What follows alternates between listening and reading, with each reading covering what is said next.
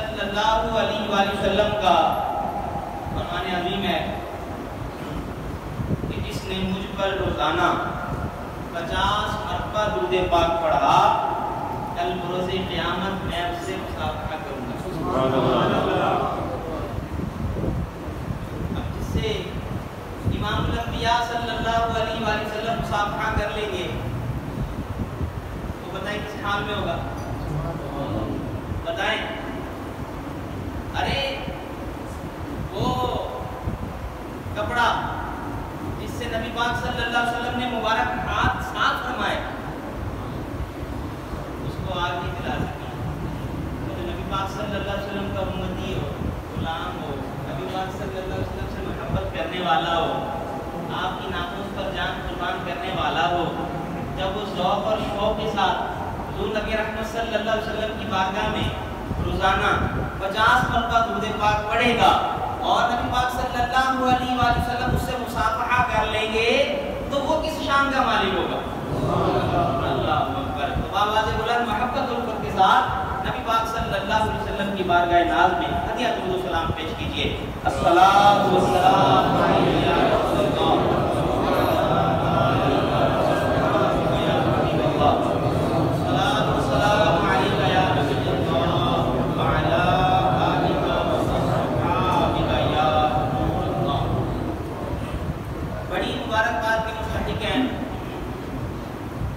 ہمارے تمام منتظمین کرام اور ہمارے تمام مہمان کرام,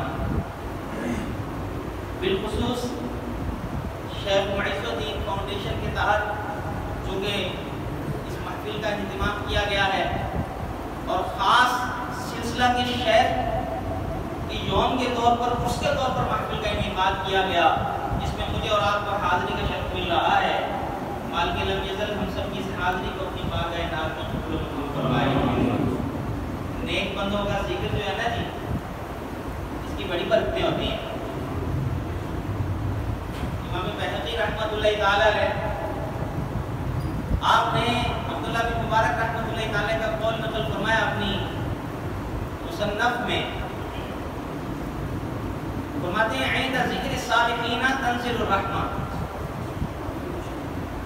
صالحین کے ذکر کے وقت رب تبارک و تعالیٰ کی خاص رحمتوں کا نزول ہوتا ہے. تو آج حضور امیر ملت محدث علی پور رحمت اللہ تعالی علیہ آپ کا ذکر کر کے مل کر رب تبارک و تعالیٰ کی خاص رحمتوں کو حاصل کرنے کے لیے گئے. عزیزان محترم, ہر مسلمان وہ جو نمازی ہے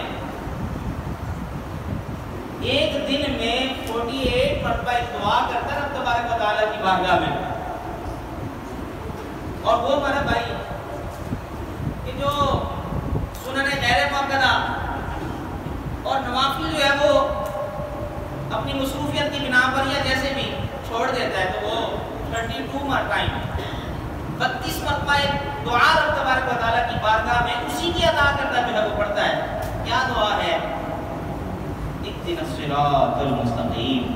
مولا مجھے صراط مستقیم کی ہدایت عطا فرما. اب رب خود فرماتا ہے وہ صراط مستقیم کون سا ہے؟ صراط الذین انعمت علیہم. وہ راستہ ہے یا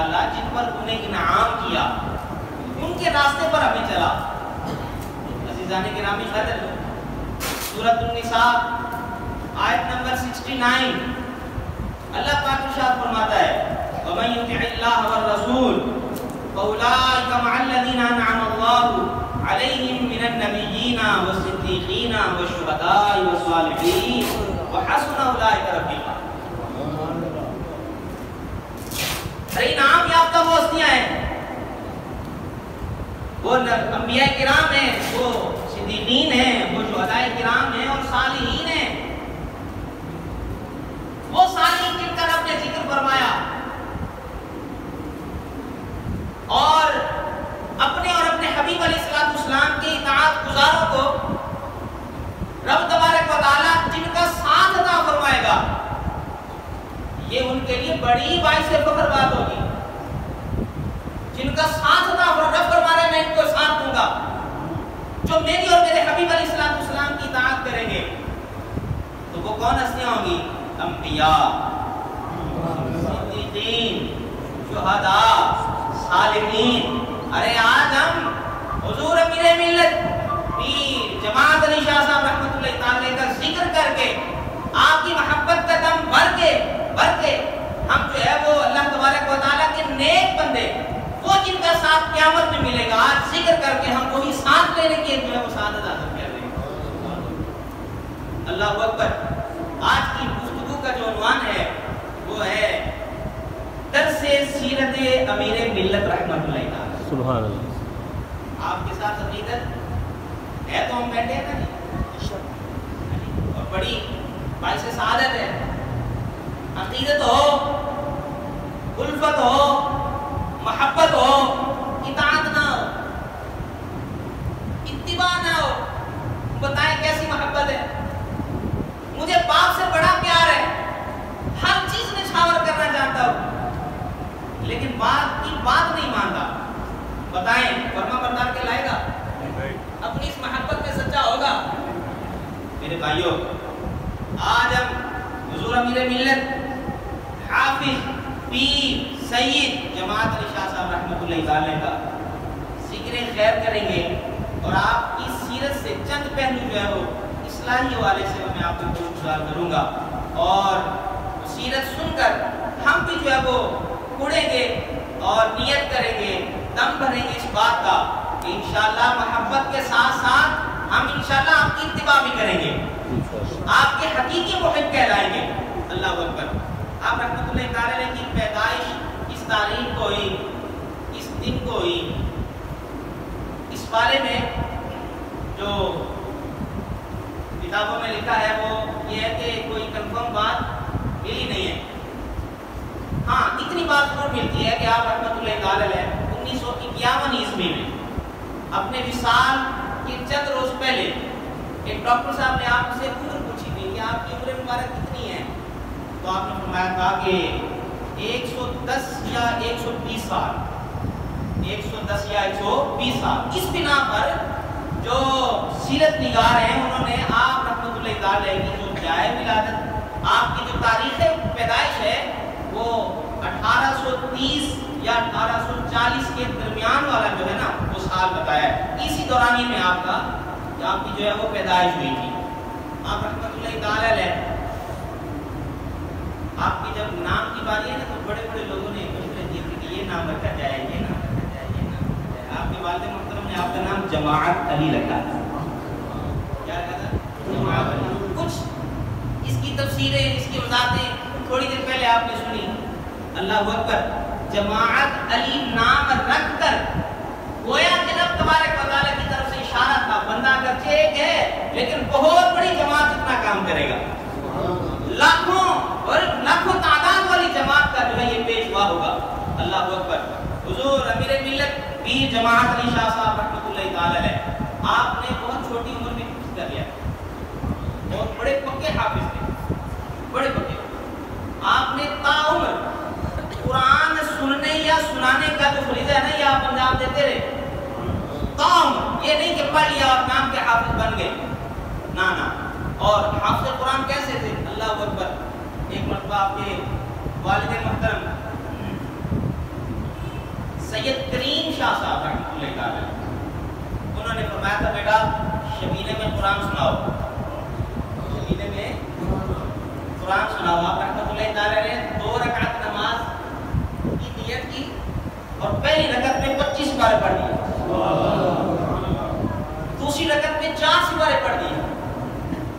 मेरा तो वालिद मोहतरम के पीछे थे, ये नहीं कि आप अकेले पढ़ते रहो। कहने लगे बेटा जब जमात करवाते हो तो फिर ये भी देख लिया करो कि पीछे कुछ ज़ईफ़ुल उम्र भी होते हैं। आपने बाद में लोगों से पूछा कि मुझे ये बताएं कि मेरे शबीने में किसी ने खड़े होकर भी शबीना सुना है? तो बताया गया कि सिर्फ एक शख्स ने आपका शबीना जो है वो खड़े होकर सुना और आपके वालिद मोहतरम। सुभान अल्लाह। और उस वक्त कोई आप जवानी का आलम नहीं था, ये आपके जो है वो बुढ़ापे की बात है। अल्लाह अकबर। और आप रहमतुल्लाह ताला के वालिद मोहतरम सैयद करीम शाह साहब रहमतुल्लाह ताला की खास आदत आपकी सीरत का मुताला करते हुए गुजरी, मैं आपको वो सुनाऊंगा। आप भी नियत करें। आप रहमतुल्लाह ताला ने सारी जिंदगी खड़े होकर नमाज पढ़ी, खड़े होकर नमाज, यहाँ तक कि जब आपकी उम्र मुबारक हुई आपके वालिद मोहतरम की 125 साल, सैयद करीम शाह साहब रहमतुल्लाह ताला की उम्र मुबारक 125 साल हुई है। बड़ी नकाहत और कमजोरी आ गई थी आखिरी उम्र में। तो किसी ने कहा हुजूर शरीयत में बैठकर नमाज पढ़ने की भी गुंजाइश है। आपने फरमाया मैंने तो जंग लड़नी होती है, नमाज भी तो पढ़नी होती है और अल्हम्दुलिल्लाह मैं खड़े होकर पढ़ लेता। अल्लाह अकबर। नमाज में क़याम के साथ नमाज पढ़ने का अल्लाह अकबर क्या ज़ौक़ था आप रहमतुल्लाह ताला का। अल्लाह पाक हमें भी वो ज़ौक़ अता फरमाए। आपकी कुरान से लगन, उल्फत और मोहब्बत से एक दर्स आपके मानने वालों को ये भी मिलता है कि आपका हकीकी चाहने वाला, आपकी मोहब्बत का दम भरने वाला वही होगा जो कुरान के साथ अपना जो रिश्ता है वो उसवार रखेगा, कुरान पढ़ेगा, बल्कि सिर्फ पढ़कर ये नहीं उसको छोड़ देना, बल्कि ना आखिरी उम्र तक ये जो है वो कुरान की खिदमत करता रहेगा। अल्लाह अकबर। आप रहमतुल्लाह ताला की मोहब्बत का दम भरने वाला हिब है, उल्फत बहुत है, लेकिन अगर कुरान देखकर भी नहीं पढ़ना आता, और जिनका मानने वाले अल्लाह अकबर वो एक रकत में 25 सिपारे पूरे सुना दे, अल्लाह अकबर, उनकी सीरत से इतना तो मिलता है ना जी। वैसे भी एक मुसलमान होने के नाते ये जिम्मेदारी है, लेकिन हुजूर अमीर मिल्लत की जमात अली शाह साहब रहमतुल्लाह ताला अलैह आपके साथ निस्बत का एक तकाजा ये भी है कि बंदे को सारी उम्र कुरान को जो है वो थामे रखना चाहिए, कुरान पढ़ना भी आना चाहिए, याद भी होना चाहिए, और नमाज में भी कुरान की किरात करनी चाहिए। अल्लाह अकबर। आज से 100 साल पहले, आज जिस तरह नक़्ल व हमल के ज़राए हैं, तेज़ तरीन और तेज़ तराज सवारियाँ हैं, सड़कें बड़ी बेहतरीन किस्म की वाटरवेज बन चुके हैं, उस वक्त इस तरह की सड़कें और इस तरह की गाड़ियाँ नहीं होती थी। उस वक्त जो सफ़र होते थे वो पैदल होते थे, या ये जानवरों पर जो है वो घोड़ों पर सवारी होती थी। आप रहमतुल्लाह ताला अलैह का शौक़ हुसूल इल्म दीन हासिल करने का शौक़ ऐसा था, अल्लाह अकबर। आप उस वक्त अलीपुर सईदा से लाहौर पैदल तशरीफ लाते थे, सुबह निकलते थे और शाम को लाहौर पहुंच जाते थे। आप रहमतुल्लाह ताला अलैह ने सिर्फ लाहौर का ही नहीं, बड़े बड़े शहरों का सफर किए हासिल करने के लिए। अल्लाह अकबर। कानपुर भी आता है, सहारनपुर भी आता है, और इसी तरह मुरादाबाद भी आता है, गंजे मुरादाबाद, वहाँ का भी आपने सफर फरमाया। बड़े सफर आपने इल्म दीन हासिल करने के लिए किए हैं। अल्लाह अकबर। और आपके एक मरतबा अमृतसर जो है वो जलवा अफरोज थे, वहीं पर क़याम था, तो एक पठान साहब आ गए, कहने लगे हुजूर एक मुज्तहिद है, मेरे साथ चले, उसे मुनाजरा करना है। आपको पता है मुनाजरा जो होता है ना, ये कोई आसान चीज़ नहीं होती। आपको अपने मौक़िफ़ के दलाइल, अच्छा मुनाजरा किस बात में, ये भी कोई तायीन कोई नहीं, मुतलकन किसी भी मौजू पे मुनाजरा हो सकता है। वो पठान कह रहा है हुजूर फलां मुज्तहिद के साथ जो है ना आपका मुनाजरा करवाना है। मुनाजरे के लिए बड़ी तैयारी करनी पड़ती है, अपने दलाइल भी देखने होते हैं मौक़िफ़ पर, मज़बूत कौन से हैं, ज़ईफ़ कौन से हैं, मुखालिफ किस दलील को पकड़कर रद्द कर सकता है, तो रद्द और उसका जवाब क्या है वो भी पढ़ना होता है, और उसका जो मौक़िफ़ है उसके खिलाफ जो दलाइल है वो भी बंदे को असबर होने चाहिए, फिर जाकर बंदा मुनाजरे के लिए तैयार होता है। अल्लाह अकबर। फिर जमात अली शाह साहब रहमतुल्लाह ताला पठान ने कहा आप उठकर चल पड़े, ऐसा ही था आपके पास, और फलां मुज्तहिद है उसके साथ मुनाजरा है, आप चले गए वहाँ पर। तो वो मुज्तहिद साहब जो है वो कहने लगे, जैसे 2-4 किताबें पढ़ के हर बंदा जो है वो कहता है कि बस दीन जो मुझे आता है शायद किसी को आता ही नहीं है। मेरे भाइयों, इस دین کے لیے بہت قربانیاں دینی پڑتی ہیں، بہت کچھ پڑھنا پڑتا ہے. اس کے مال و مال بہت ساری چیزیں ہیں، اس کے لوازمات بہت سارے ہیں. صرف 2 کتابیں وہ بھی اردو کی، شاید اردو بھی صحیح طور پر نہ آتی ہو. میرے بھائیوں ایسا نہیں کرنا چاہیے، بلکہ پراپر آدمی کو علم دین حاصل کرنا چاہیے تاکہ دین کا خالص ہو کر بندہ زندگی گزارے. حضور امیر ملت پیر جماعت علی شاہ صاحب رحمۃ اللہ تعالی چل پڑے، چلے گئے وہاں بیٹھ گئے. وہ کہنے لگا آپ کو زبانیں کتنی آتی ہیں، علم آپ کو کتنے آتے؟ کیا تھا؟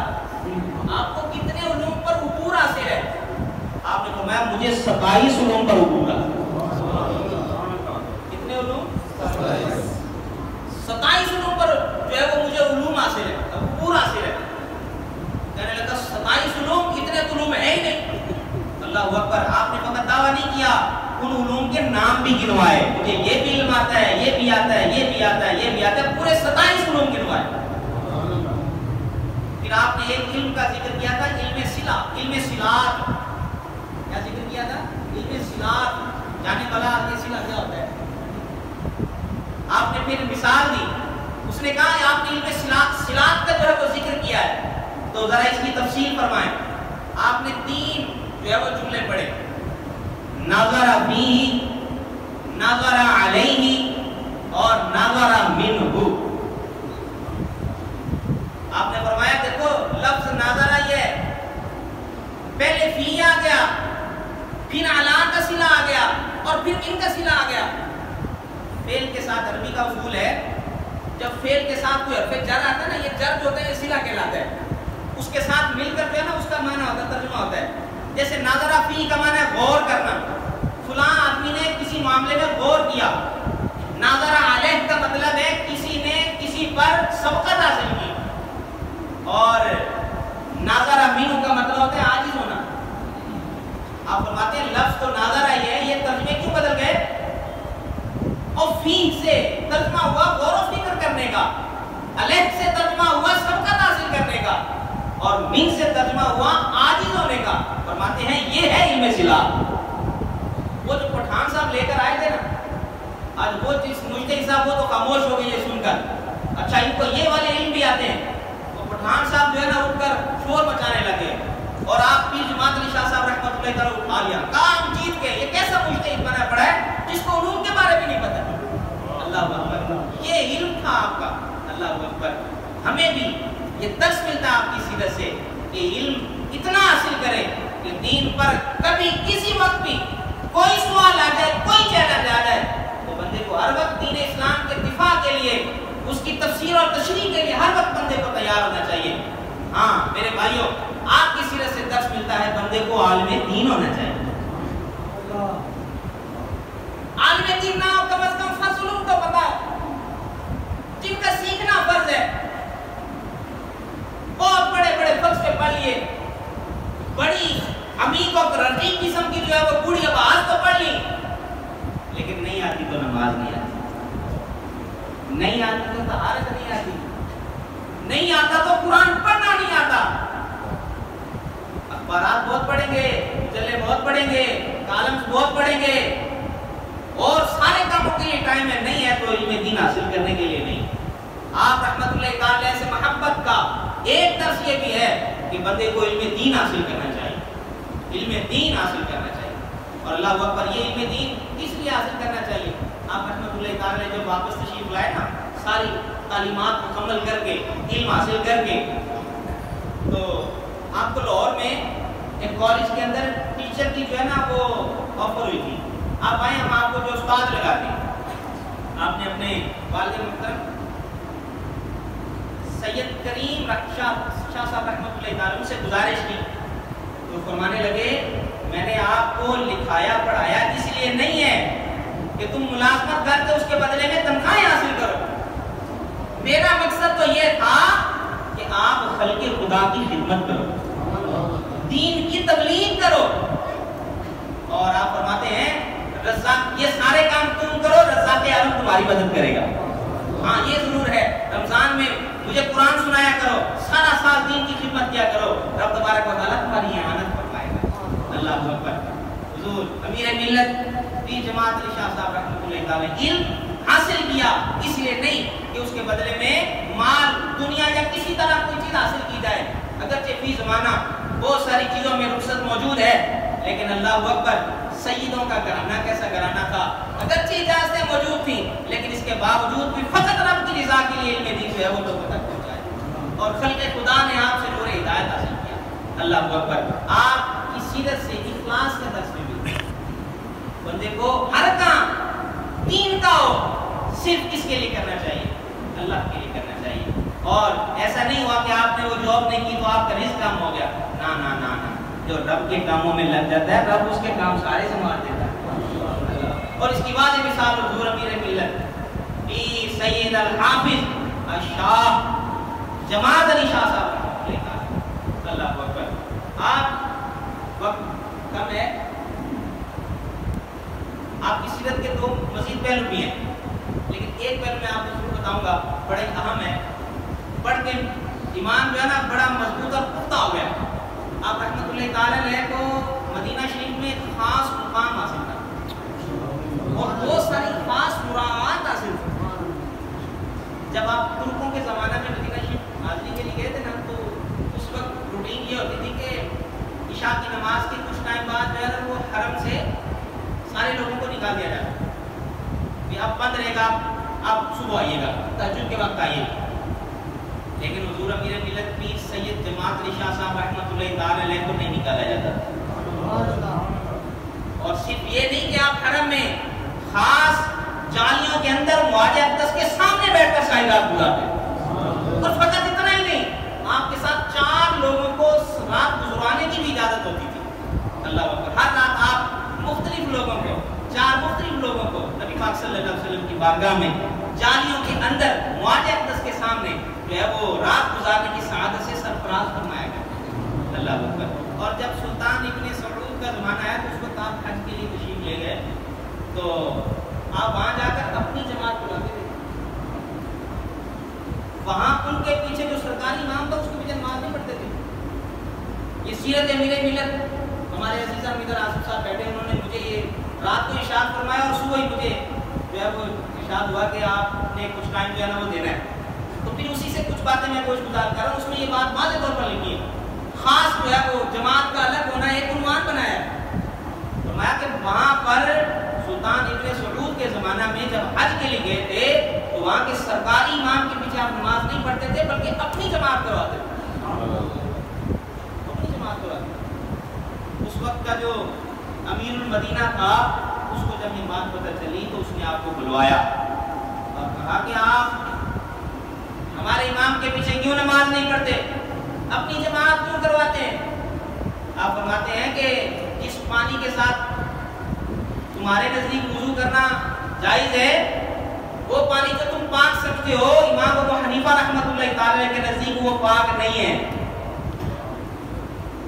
اور مجھے نہیں پتا کہ تمہارا امام کس پانی سے وضو کرتا ہے، لہذا میں اس کے پیچھے نماز نہیں پڑھوں گا. یہ جب بات سنی تو فٹ سے ایک اور بات کہہ دی امیر مدینہ نے. کہنے لگا کہ آپ پھر نبی پاک صلی اللہ علیہ وسلم کے روزے انور کی طرف رخ کر کے یہ جو دعا مانگتے ہیں تو یہ تو آپ شرک کرتے ہیں. یہ تو آپ کیا کرتے ہیں؟